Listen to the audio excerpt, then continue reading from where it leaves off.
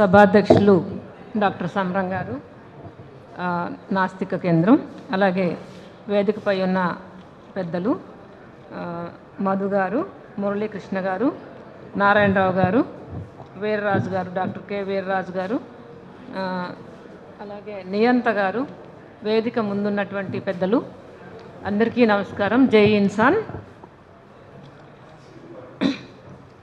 ముందుగా సంబరం గారికి, ఈ కార్యక్రమ నిర్వాహకులకి అందరికీ కూడా ధన్యవాదాలు నన్ను ఆహ్వానించినందుకు.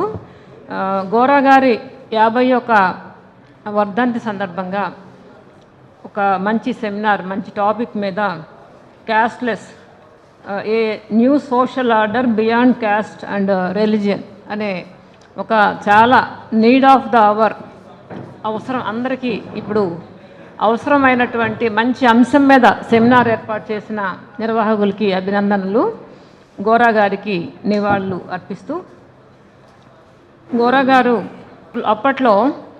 అప్పట్లోనే కాదు, మొత్తంగా నాస్తికత్వాలు అనేక రకాలుగా ఉన్నాయి. సంశయాత్మక నాస్తికత్వం ఒకటైతే, రెండోది కేవలం దైవ భావనని తిరస్కరించడం, దేవుడు లేడని ఊరుకోవడం, అదొక భావన.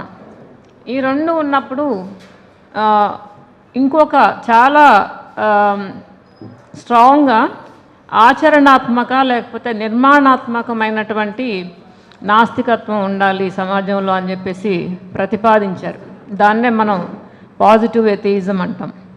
పాజిటివ్ ఎథియిజం ఏం చేస్తుందంటే కేవలం సంశయించి ఊరుకోదు, అలాగే దైవాన్ని తిరస్కరించి ఊరుకోదు. ఏం చేయాలి తర్వాత ఈ సమాజాన్ని వాటికి భిన్నంగా ఎలా పునర్నిర్మించాలి అనేదాన్ని పాజిటివ్ ఎథియిజం గోరా గారు ప్రచారం చేశారు. పునర్నిర్మించడం చాలా ముఖ్యం.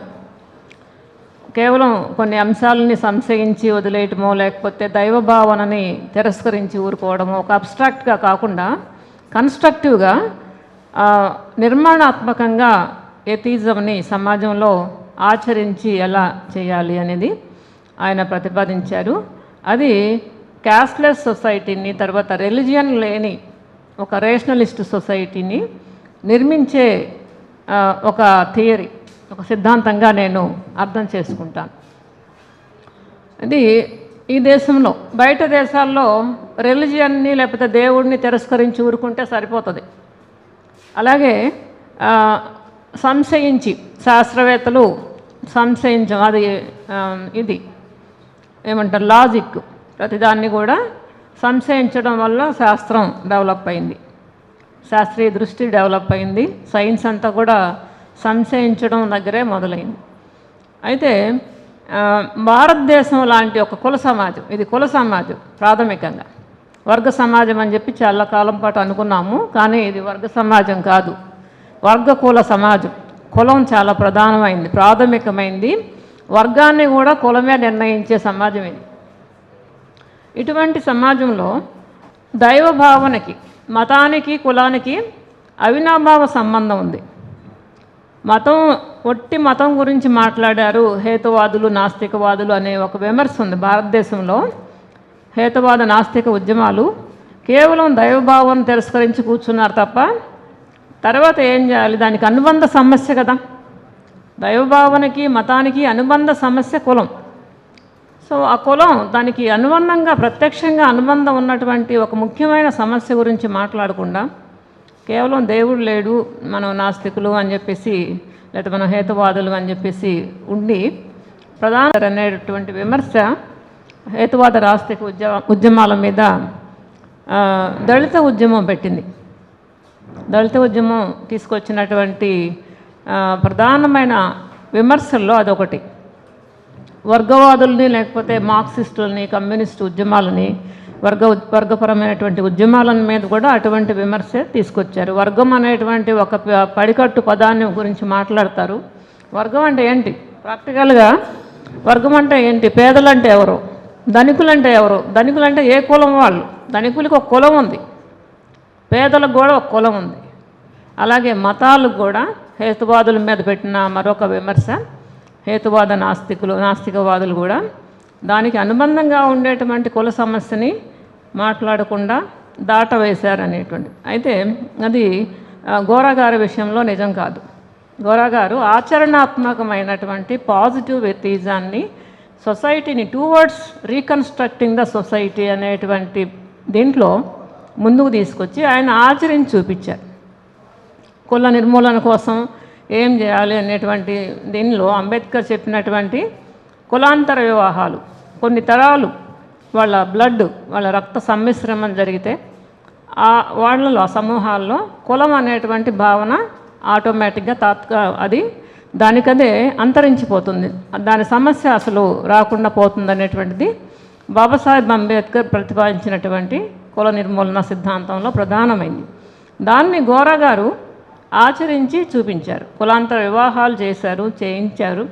అలాగే కులపరమైనటువంటి పెళ్ళిళ్ళు కూడా మతపరమైన పెళ్ళిళ్ళు మాత్రమే కాదు, వాటిల్లో కులం కూడా చాలా ప్రధానమైంది. ఈ కులాచారం ప్రకారం ఈ పెళ్ళి ఇలా జరగాలి, దానిలో మతాన్ని రెండు కలుపుకొని ఉంటాయి. విడిగా ఒట్టి మతపరమైన పెళ్ళిళ్ళు, రహితమైన పెళ్ళిళ్ళు కాదు, కులపరమైన పెళ్ళిళ్ళు, కులరహితమైన పెళ్ళిళ్ళు కూడా ఉంటాయి. సో ఆయన మతరహిత కులరహిత వివాహాలు జరపాలని చెప్పేసి ప్రతిపాదించడమే కాకుండా ఆచరించారు. అందుకే గోరా గారికి నివాళిగా ఒక మంచి సెమినార్ని ఏర్పాటు చేయడం అభినందనీయం. అయితే భారతదేశంలో నాస్తికత్వం గురించి, కులం గురించి మనం రెండు కలిపి మాట్లాడుకోవాలి. నాస్తికత్వం అనేటువంటిది ఆధునిక భావన కాదు, చాలా ప్రాచీనమైంది. భారతదేశంలో వేదకాలంలో వేదాలు, ఉపనిషత్తులు, ఈ కులపరమైనటువంటి అసమానతలు ఎప్పుడైతే ఈ సమాజంలో, ప్రాచీన భారత సమాజంలో ఏర్పడ్డాయో అప్పటి నుంచి ఇక్కడ నాస్తికవాదం ఉంది. అప్పటి నుంచి చార్వాకులన్నా లోకాయతులన్నా ఒకట్లే, వాళ్ళు ప్రారంభించారు. ఈ కుల భావనని, మత భావనని తిరస్కరించారు. కేవలం మత భావన తిరస్కరించడం కాదు, రెండూ ఒకటే. తర్వాత నాస్తికత్వం అంటే ఏంటి, నాస్తికులు అంటే ఎవరు అనే దానికి కూడా ఒక నిర్వచనం ఇచ్చారు పతంజలి లాంటి వాళ్ళు. ముందు సాధారణంగా ఎలాగుంటుందంటే, నాస్తికులు అనగానే దైవ భావనని తిరస్కరించేవాళ్ళు, దేవుణ్ణి నమ్మన వాళ్ళు అనే ఒక జనరల్ డెఫినేషన్ ఉంది, నిర్వచనం. కానీ అది కాదు. భారత సమాజం యొక్క నిర్దిష్టతల్లోకి వెళ్తే ఇక్కడ నాస్తికులు అంటే వేదాలను తిరస్కరించేవాళ్ళు, కేవలం దేవుణ్ణి కాదు. వేదాలు అపౌరుషేయాలు, వేదాలను ఎవరు ప్రశ్నించడానికి వీలు లేదు, తిరుగులేని గ్రంథాలు, దేవుడే స్వయంగా చెప్తే ఋషులు రాసిన గ్రంథాలు, వాటిలో ఉన్న విషయాలను ఎవరూ ప్రశ్నించడానికి వీలు లేదు అనేటువంటి ఒక ఆధిపత్య ధోరణి, ఆధిపత్యవాదం, అది అథారిటేరియనిజం. ఇప్పుడు నడుస్తున్నది అదే కదా. ఈ అథారిటేరియనిజంని ప్రశ్నించిన వాళ్ళే చార్వాకులు, ప్రశ్నించిన వాళ్ళే ఈ దేశంలో నాస్తికులు తప్ప కేవలం దైవం కాదు. ఈ అథారిటేరియనిజాన్ని ప్రశ్నించడమే నాస్తికవాదము. ఆస్తికులు ఎవరు అంటే, ఇక్కడ మనకి ఉన్న ఇండియన్ ఫిలాసఫీలో ఉండే సిస్టమ్స్లో న్యాయ, వైశేషిక, సాంఖ్య, మీమాంస ఇట్లా ఉన్నాయి, యోగా, ఇవన్నీ 6 సిస్టమ్స్ ఉన్నాయి. ఈ 6 సిస్టమ్స్ని ఆస్తికులు అంటారు. ఆస్తికులు ఎందుకు అంటున్నారంటే, కేవలం దేవుడిని నమ్మటం కాదు, వాళ్ళందరూ కూడా వేదాలని ఆమోదించారు. వేదాల్లో ఉండే సమస్తమైన దుర్మార్గాన్ని యాక్సెప్ట్ చేసిన వాళ్ళు, అంగీకరించిన వాళ్ళు. అందుకని వాళ్ళు ఆస్తికులు అయ్యారు. నాస్తికులు ఎవరు అంటే బౌద్ధులు, జైనులు, అజీవకులు, చార్వాకులు, వీళ్ళు నాస్తికులు. వీళ్ళు వేదాలను ప్రశ్నించారు కాబట్టి వీళ్ళని నాస్తికులు అన్నారు. అందుకనే నాస్తికవాదం లేకపోతే ఇది హేతువాదం అనేటువంటిది భారత సమాజంలో అత్యంత ప్రాచీనమైంది. జైన బౌద్ధాల కంటే కూడా వెనక్కి వెళ్తే క్రీస్తు పూర్వం 8-7 శతాబ్దాల నాటి విషయం అది. ఈరోజు కొత్తగా మనం ఇది ఆధునికంగా ఎవరో తీసుకొచ్చింది కాదు. ఇది మన సమాజంలో ఉండే మన బలం అని చెప్పి గుర్తించిన వాళ్ళు గోరా గారు. మన బలమని గుర్తించిన వాళ్ళు గోరా గారు అనుచరులు చాలామంది. మన హేతువాద ఉద్యమాన్ని నడిపినటువంటి మేధావులు, పుస్తకాలు రాసినటువంటి వాళ్ళందరూ కూడా భారత సమాజంలో అంతర్లీనంగా అతి ప్రాచీనమైనటువంటి భావన మనకుంది. శాస్త్రీయ దృష్టిని పరిచయం చేసినటువంటి వాళ్ళు చార్వాక, లోకాయతులు. వాళ్ళు మిగతా దైవ భావనని లేకపోతే వేదాలు అథారిటేరియన్ రిలీజియన్లో ఉండేవాళ్ళు, అథారిటేరియన్ ఫిలాసఫీని ఆమోదించేటువంటి వాళ్ళు చెప్పేది ఏంటంటే ఈ సృష్టిలో పంచభూతాలు ఉంటాయి అంటారు. పంచభూతాలు 5 భూతాలు అంటారు. నీరు, నిప్పు, గాలి, ఇవి. ఆకాశాన్ని కూడా వాళ్ళు ఒక భూతంగా, ఒక ఎలిమెంట్గా భావిస్తారు. అయితే చార్వాకులు, ఎథిస్టులు 4 భూతాలు ఉన్నాయన్నారు. ఈ ప్రకృతిలో 4 భూతాలు. ఎందుకంటే స్కై అనేటువంటిది, ఆకాశం అనేటువంటిది లేదు, అది ఎంటీ. స్పేస్ అనేటువంటిది ఏమీ లేనిది. అది మనం చూడలేము, టచ్ చేయలేము, మన ఎక్స్పీరియన్స్ చేయలేము. మన దీనిలో పర్సెప్షన్లోకి రాదు. మన పర్సెప్షన్లోకి రాదని ఒక భూతంగా ఎందుకంటామని చెప్పి ప్రశ్నించి 4 ఉన్నాయని చెప్పారు. మిగతా వాళ్ళంతా 5 ఉన్నాయి అన్నారు. అక్కడి నుంచి మొదలైంది యుద్ధం. ఇది ప్రాచీన భారతదేశ చరిత్ర మొత్తం కూడా ఈ 2 గ్రూపుల మధ్య, ఆస్తికులు నాస్తికులకు మధ్యన జరిగిన యుద్ధం. దాన్ని బాబాసాహెబ్ అంబేద్కరు హిందువులకి బౌద్ధులకి జరిగిన యుద్ధంగా అభివర్ణించారు. అయితే ఓవరాల్గా బ్రాడ్గా చెప్పాలంటే ఆస్తికులకి నాస్తికులకి, లేకపోతే వైదిక అథారిటేరియన్స్కి, నాన్ వేదిక్ శ్రమణ్స్కి, నాన్ వేదిక్ నాస్తికులకి జరిగినటువంటి భావపరమైన యుద్ధం అప్పటి నుంచి ఉంది. పతంజలి ఏం చెప్తాడంటే ఇది పాముకి ముంగీస్కి జరిగే యుద్ధం. పాము ముంగీసు మధ్య ఎలాంటి పోరాటం ఉంటుందో ఈ ఆస్తిక నాస్తికుల మధ్య అదే. పాము ఎవరో ముంగీసు ఎవరో మనకి తెలుసు. ఇది అలా చెప్పి ఆస్తిక నాస్తిక డెఫినేషన్స్ని మార్చింది పతంజలి, గ్రామేరియన్, మనకి ఏన్షియంట్ గ్రామేరియన్.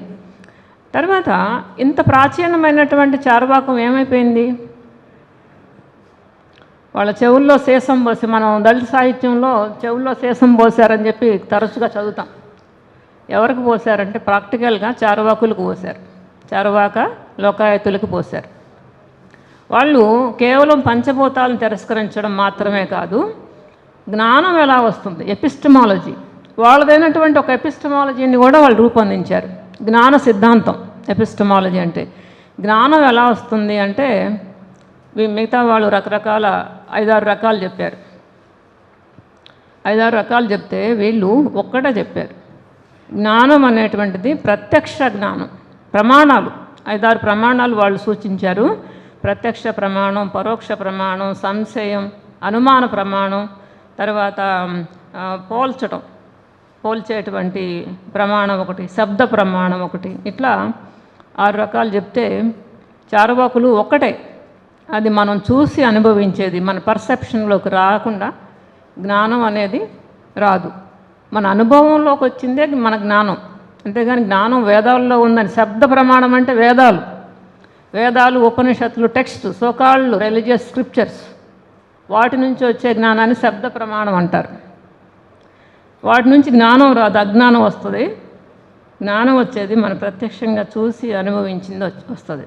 తర్వాత ఈ ఎలిమెంట్స్ మిక్చర్ అవ్వడం వల్ల, ఇవన్నీ కూడా కాంపౌండ్ ఇది అవ్వడం వల్ల, కాంప్లెక్స్ అవ్వడం వల్ల ఇదంతా కూడా మార్పులు జరుగుతాయి. అలాగే సహజవాదం, సహజ పరిణామవాదం అని చెప్పారు. ఈ చెట్టు ఇలాగ ఎందుకుంది, అది అలాగే ఉంటుంది, దాన్ని ఎవరు అక్కడ పెట్టలేదు. ఈ రంగులు ఎలాగున్నాయి, ఈ ఇంద్రధనుసుకి ఇన్ని రంగులు ఎవరు అద్దారు, దేవుడు అద్దాడని వాళ్ళు చెప్తారు. దేవుడు గొప్పతనం, దేవుడు చాలా గొప్పవాడు, ఇంత అందాన్ని ఇచ్చాడు ఈ ప్రకృతికి అని చెప్తారు. చార్వాకులు ఏం చెప్తారంటే సహజంగా ఏర్పడ్డాయి, అవి ఎవరు పెట్టలేదు. అలాగే కొన్ని విషయాలు కూడా సహజంగా ఏర్పడి సహజంగానే అవి అంతరించిపోతాయి. పెద్దానికి ఒక పుట్టుక, ఒక పరిణామం, ఒక ముగింపు, సీజేషను అనేటువంటి సమాజంలో సహజంగా ఉంటుందని వాళ్ళు చెప్పింది. అందుకే వాళ్ళు ద వెరీ ఎసెన్స్ ఆఫ్ అథారిటేరియనిజాన్ని, దానిలో దాగి ఉన్న కులవాదాన్ని, దానిలో ఉన్న దాగి ఉన్నటువంటి మత మౌఢ్యాన్ని ప్రశ్నించారు. కాబట్టి వాళ్ళు శిక్షలకు గురయ్యారు, అంతరించిపోయారు, చంపేశారు. లిటరల్గా వాళ్ళ చెవుల్లో సీసం పోసి చంపేశారు. రకరకాలుగా హత్యలు చేశారు. తర్వాత హత్యలు చేయడమే కాకుండా తర్వాత రాసుకున్నటువంటి రామాయణ మహాభారతాలు, గీత, వీటన్నిటిలో అలా ఎవరన్నా ప్రశ్నిస్తే వాళ్ళని చంపుతాం అనే ఒక హెచ్చరికలు కూడా చేశారు. ఎలాగంటే రామాయణంలో ఒక చార్వాకుడు వస్తాడు, సత్యకామ జాబాలి, రామాయణంలో పాత్ర అది. సత్యకామ జాబాలి రాముడిని ప్రశ్నిస్తాడు. ఆ వ్యవస్థని వాళ్ళు ఏదైతే ఆదర్శం అని చెప్పి రామాయణంలో చెప్తున్నారో దాన్ని ప్రశ్నిస్తాడు. ప్రశ్నిస్తే అతన్ని చంపేస్తారు. సో ప్రశ్నించాడు కాబట్టి చంపుతారు అనే దాన్ని ఒక కథగా మళ్ళీ రిపీట్ చేశారు. తర్వాత మహాభారతంలో కూడా, మహాభారతంలో ఒక పాత్ర వస్తుంది. అతని పేరు డైరెక్ట్గా చార్వాకుడే. మహాభారతంలో శాంతి పర్వంలో యుద్ధం అయిపోద్ది, కురుక్షేత్ర యుద్ధం అయిపోతుంది. అయిపోయాక రాజ్యానికి పట్టాభిషేకం చేసుకుంటూ ఈ ధర్మరాజు పట్టాభిషేకానికి ఏర్పాట్లు జరుగుతూ ఉంటాయి. అందరూ పండితులు, పురోహితులు, శాస్త్రులు అందరూ వస్తారు ఈ శ్లోకాలు చదవడానికి, ఇవన్నీ చేయడానికి, ప్రమాణ స్వీకారం లాగా చేస్తున్నప్పుడు ఒక పాత్ర వస్తుంది. ఆ పాత్ర ఎంతమందిని చంపి నువ్వు ఏమి బాగుకుంటావు, ఇది నిజమైన విజయమా అని అడుగుతాడు. ప్రశ్నించాడు. ఇంతమందిని చనిపోతారు, అందరు మన బ్లడ్ రిలేటెడ్ పీపులే, వాళ్ళందరిని చంపేసి ఇదేమి విజయం అని అడుగుతాడు. అడిగితే ఈ ఋషులందరూ కోపించి వాళ్ళ కోపాగ్నితో ఆ చార్వాకుడు భస్మం అయిపోతాడు. అంటే ప్రశ్నిస్తే ఇలాగ అయిపోతారు, చచ్చిపోతారు, చంపేస్తారు అనే హెచ్చరికలు జారీ చేశారు. ఆ హెచ్చరికలు ఈ రోజు కూడా ఇంకొక రూపంలో జరుగుతూ ఉంది, మరో రూపంలో జరుగుతూ ఉంది. కాబట్టి ఈ రిలీజియన్ని, మతాన్ని, కులాన్ని వేరుగా చూడటం సాధ్యం కాదు. వీటన్నిటికీ మనుస్మృతి, తర్వాత మనుస్మృతి రాశారు.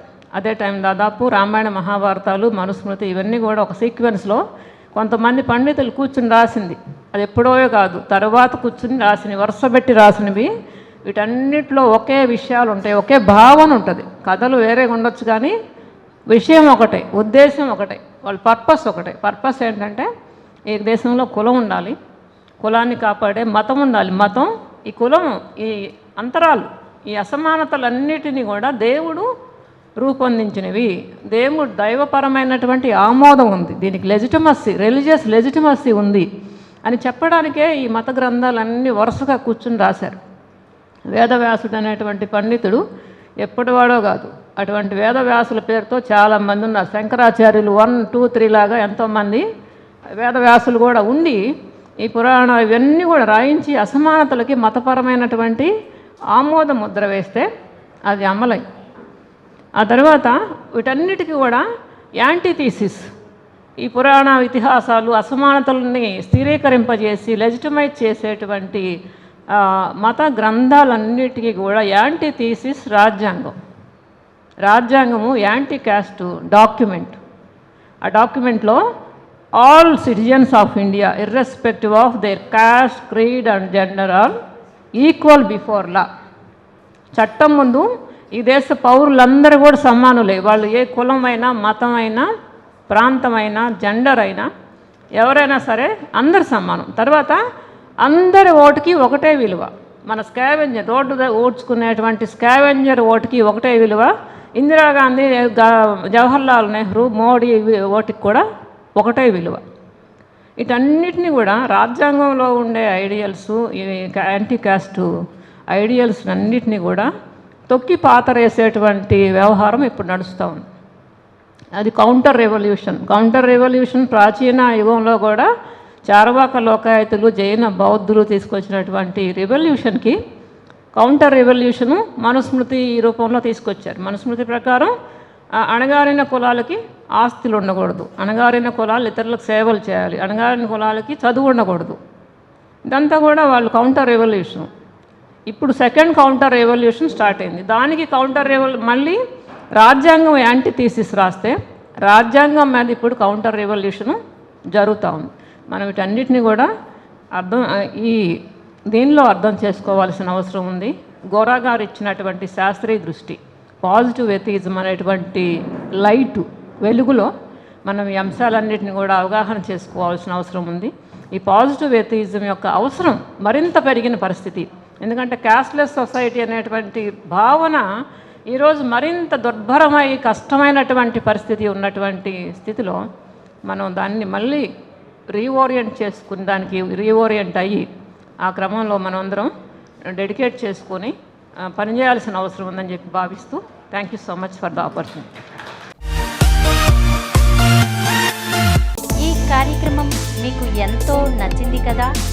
ఇటువంటి మరిన్ని వీడియోల కోసం అనతి కాలంలోనే 21 కోట్ల వ్యూస్ సాధించిన సమరం ఛానల్స్ సమర్పించు ఎథిక్స్ సెంటర్ ఛానల్కు సబ్స్క్రైబ్ చేయండి, లైక్ చేయండి, మీ ఫ్రెండ్స్కి షేర్ చేయండి.